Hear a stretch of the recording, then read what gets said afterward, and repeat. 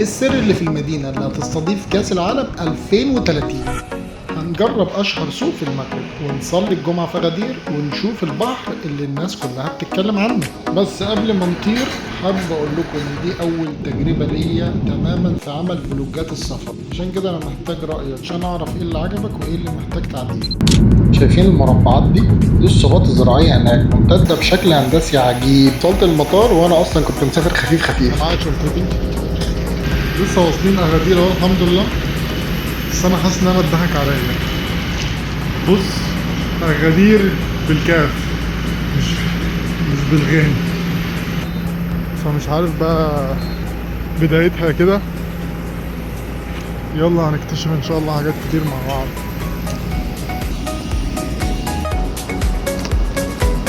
المطار ما شاء الله جميل، الدنيا هادية، منظم جدا بصراحة، ومستنيين الباص اهو، كل باص ليه رقم، ناس منظمة، معاملتهم كويسة مبدئيا يعني.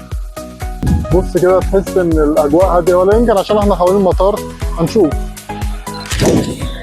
انا كنت حاسس احنا مستنيين الراجل الصيني ده من ساعتها، واخيرا جه اهو.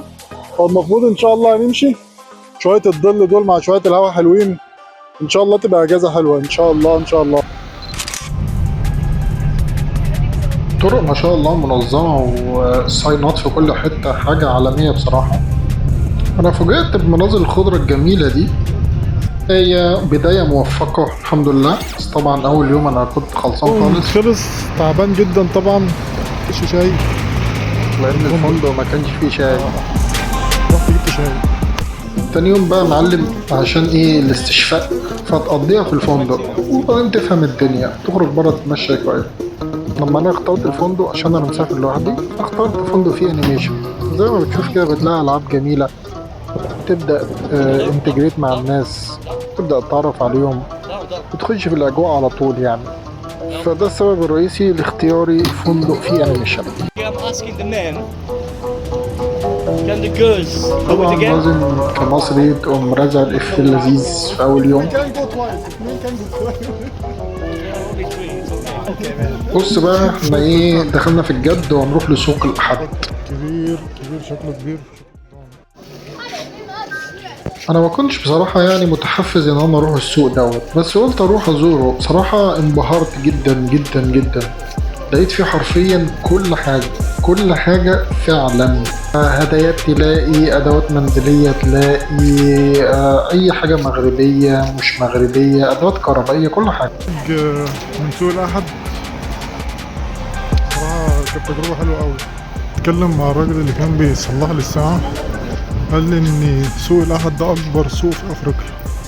لما خرجت من السوق بقى كان في حد قال لي على محل طاجين كده متخصص، رحت اكل فيه طاجين.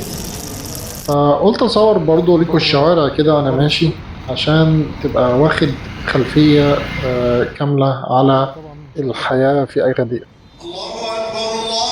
دي وقت صلاة الجمعة. اللي لاحظته بعد صلاة الجمعة زي مجتمعاتنا العربية كده بالظبط، بتلاقي ناس واقفة بره بتبيع، وكله رايح طبعا قاعد في المطاعم ياكل كسكسي. كمان لاحظته بتلاقي أفراد أمن حوالين المسجد. وصلنا بقى للمنطقة السياحية وهو ده البحر وسحره في أغادير. في لقطة كده هتلفت نظرك، هتلاقي دايما شرطة السياحة موجودة ومطقمة على خيول بتلف على الرملة. منظرهم هيبة وفي نفس الوقت بيحسسك براحة تامة.